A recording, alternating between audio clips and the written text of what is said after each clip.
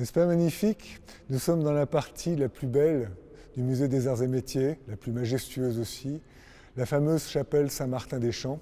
Et je me tiens devant la plus majestueuse des pièces du musée, le fameux pendule de Foucault. Pas n'importe quel pendule de Foucault, celui qui a servi de sujet à Umberto Eco dans son fameux roman. La finalité du pendule de Foucault, c'est de démontrer que la Terre tourne. C'est très débattu, elle sert sans doute à démontrer beaucoup d'autres choses, mais ce qui nous intéressera, nous les profanes, c'est juste cette dimension. Une dimension qui est apparemment universelle, sauf que, selon que le pendule de Foucault se situe près du pôle ou près de l'équateur, la démonstration n'est pas la même, elle est beaucoup moins probante évidemment près de l'équateur, et beaucoup plus probante près du pôle. Vous imaginez une loi universelle dont la portée et dont la signification varie selon l'endroit où l'on se trouve.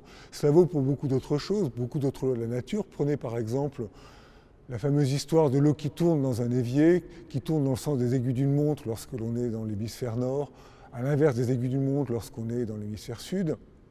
La question est aussi posée, mais ça c'est une question ouverte, pour les bigorneaux.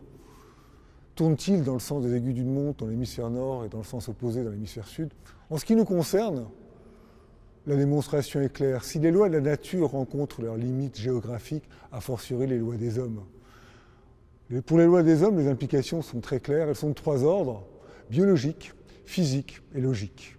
Biologique d'abord, quand vous prenez une loi dans un pays et que vous la transplantez dans un autre, elle donnera autre chose. Pourquoi? C'est comme une plante. Lorsque vous plantez une graine dans deux pays différents, elle donnera une plante un peu différente parce qu'elles pousseront dans des terreaux différents, avec un soleil différent, avec un environnement végétal différent, avec des abeilles différentes, et ainsi de suite. Un différent écosystème nécessairement produit quelque chose de différent.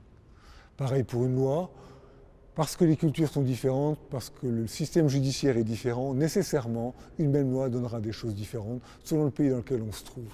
Ça, c'est pour le volet biologique, je dirais. Et puis, il existe un volet tout simplement physique. La loi s'arrête lorsqu'elle rencontre la frontière. La frontière, c'est la fin de la loi.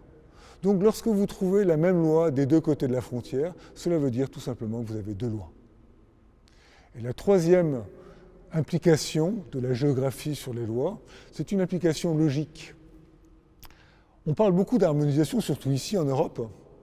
L'harmonisation du droit des États membres, c'est quelque chose de très important pour construire l'Europe. En fait, quand on regarde l'harmonisation de plus près, c'est beaucoup plus compliqué que ça en a l'air.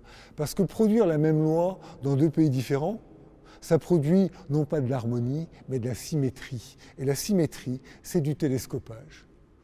La conclusion pour nous, les juristes internationaux, est très simple. L'international, fondamentalement, ça consiste à gérer des droits parfois différents, parfois similaires, mais qui le plus souvent se télescopent.